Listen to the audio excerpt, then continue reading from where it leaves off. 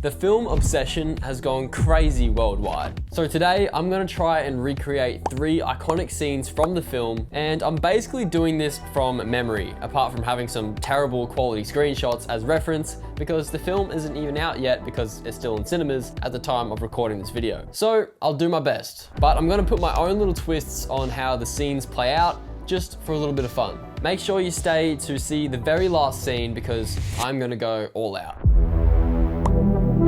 The first one I'm going to tackle is the car scene where Bear drops off Nikki and eventually he makes the outrageous wish. Let's break it down. Looking at the reference images, it's clearly got that nighttime teal and orange type lighting. So since we're going to try and do this with as little gear as possible, let's keep it nice and simple. As we can see, there's some soft moonlight that is acting as the main source of light, which is coming through the car windscreen, hitting the faces. That'll be light number 1, which I will allocate to the Amaran 60XS with a cheap lantern modifier from Temu. And then there's a warm, harsh street light that is hitting the back of them, sort of acting as a backlight or a hair light. This will be light number 2, and I will assign these to the Aperture MC lights. And finally, there's a house light on in the background, which will be used later on more specifically. And for this, you could definitely just use a normal warm tungsten bulb, but I recently got the Aperture B7C light, which allows you to control it however you like and put it in a normal light socket. Now let's put it all together and start shooting. I set up the car at the front of the house to have a similar angle as the original scene. I then brought out the 60XS to act as our moonlight. And the reason I put the lantern on it is not necessarily to soften the light, but also to spread it very wide across the whole scene. And looking at the camera angle, we can see how that's acting as our main source of light now. Now to add some shape and contrast to the scene, I set up the Aperture MCs to a warm 3200 Kelvin and placed it above and beside the car, sort of pointing down to act as a street light in the background. And now that really makes our subjects pop.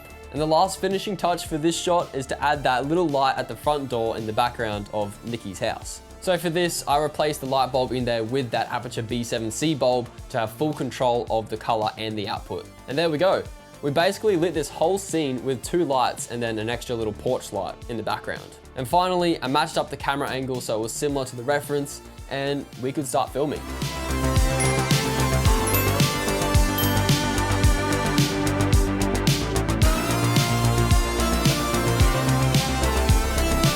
Now that her coverage is all done, it's my turn. It's basically the same setup as before, but just a little bit reversed. I moved the Aperture MCs across to my side to backlight me, and I removed my car headrests as they were blocking all my lovely backlight. And that's literally it. I kept the moonlight where it was originally, and then I could start filming my amazing acting. Yeah, you know, as a friend, dickhead.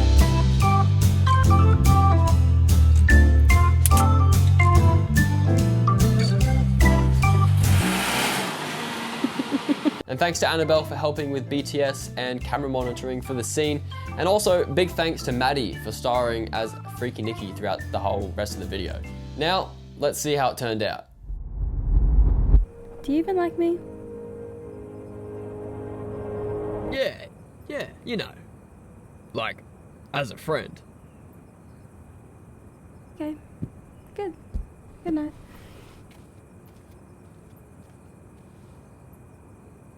Shit.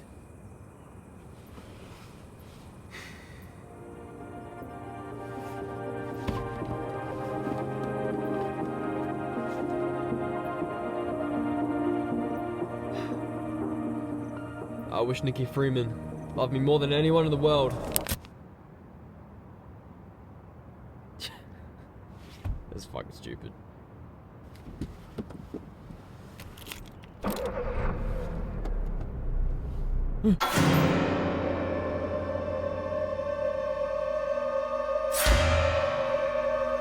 That's fucked.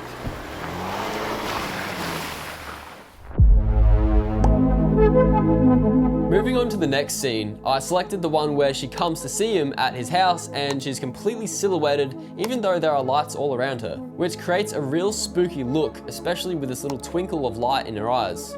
Let's break this one down. She's clearly very dark, but there is a warm porch light to her left, as well as some sort of harsh edge lighting catching the side of her. And then in the background, there's a bit of moonlight again, just bringing up the levels to create a bit more separation. So just like before, I will use the Aperture B7C in the light socket as the lamp.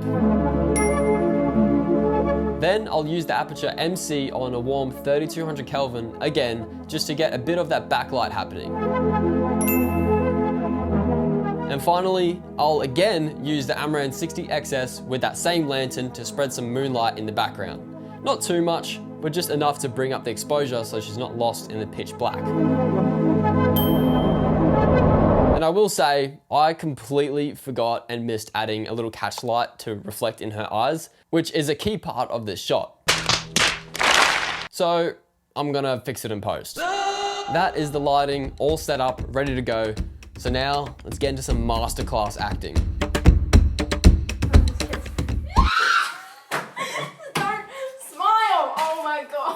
Now for my side, it looks like pretty warm, soft lighting. There is some sort of key light on the side of his face, as well as a small hint of an edge light that is a bit cooler hitting the other side of his face. And then there's some background light, which I'll have to recreate in my own way because the house just looks different. So first up, I used this cheap tube light from Ulanzi to get a warm key light on my face, which I actually ended up just bouncing off the wall as it was a bit too harsh and bright, just going straight on.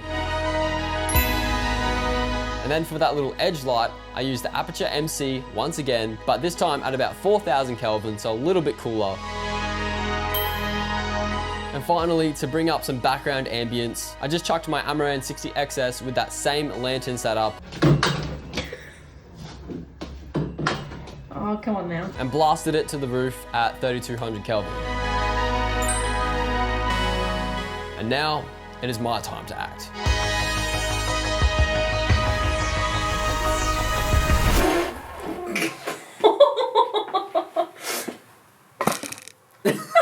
So after shooting and looking back at the footage, I'm thinking to myself, surely they masked her out a little bit and darkened her whole subject. Because even though I tried to keep her somewhat silhouetted in my footage, it just wasn't as good as the original and I couldn't quite get there. So I decided to mask her whole body out and bring down the exposure just a little bit.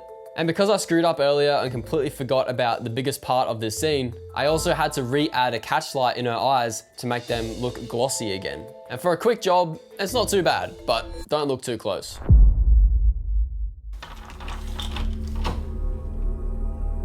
Hey, Bear. Nah. Wait. I put on this nice dress. Just for you. Nikki, what the fuck are you doing? Like, seriously, it's getting really weird. Bear. Nah, you gotta go.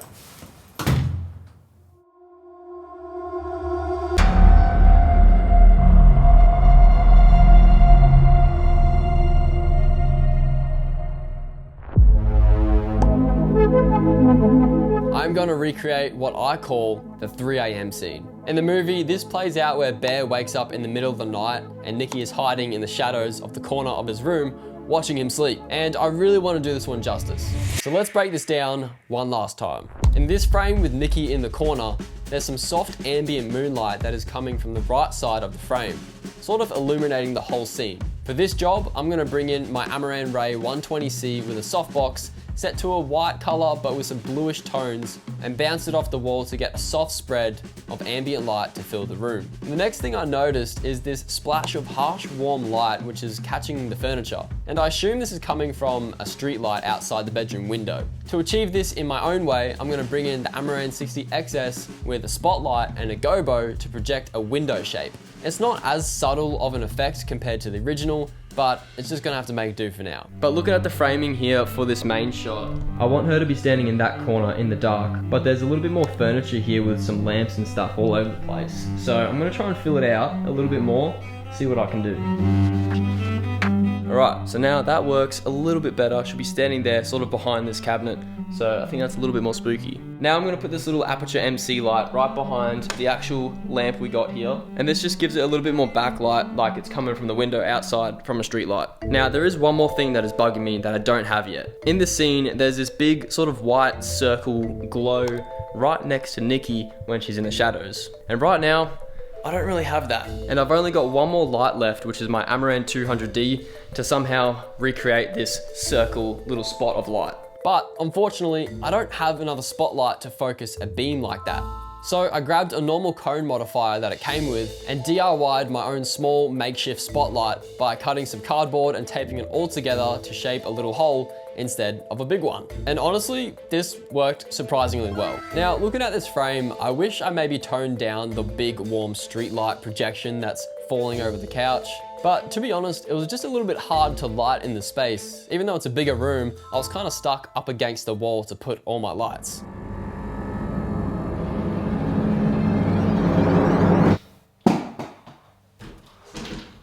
Absolutely not. Now it's time to switch up for my side of shooting. In my wonderful low quality screenshot, I can see that there's a main source of cool light, which is the moonlight, hitting Bear and lighting up most of the room as well as a little bit more of that warm street light that is accenting through the whole scene. So I used a pretty similar setup by keeping the Amaran Ray 120C with the softbox still bouncing off the wall for the ambient moonlight to fill the room.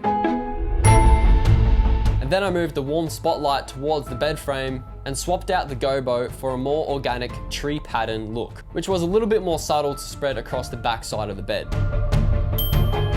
But after all this, I still looked a little bit too dark in the scene. So I brought in my trusty old Aperture MC once again, but this time with its little diffusion box, and set it closer to me with a cool 6500 Kelvin just to help key light my face a little bit more. And there we go. Now it's my time to act once again, except this time I'm talking to no one.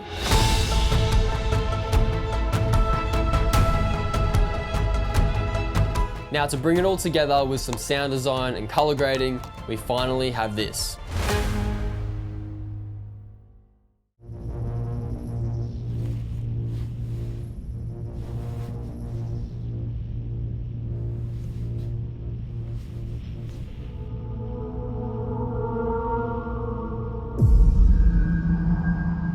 Go back to sleep.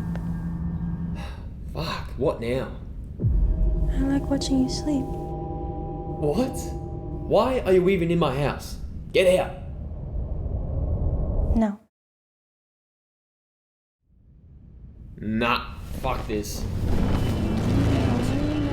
No, don't do that! I'm honestly super happy with how I was able to recreate these scenes in my own way. Hopefully you guys enjoyed my own spin on how these scenes turned out. You can find all the links to the gear I used in this video down below in the description. If you purchase something through those links, then you directly support me and my awesome channel. Anyways, I'm gonna go watch Obsession again, and I'll see you guys later.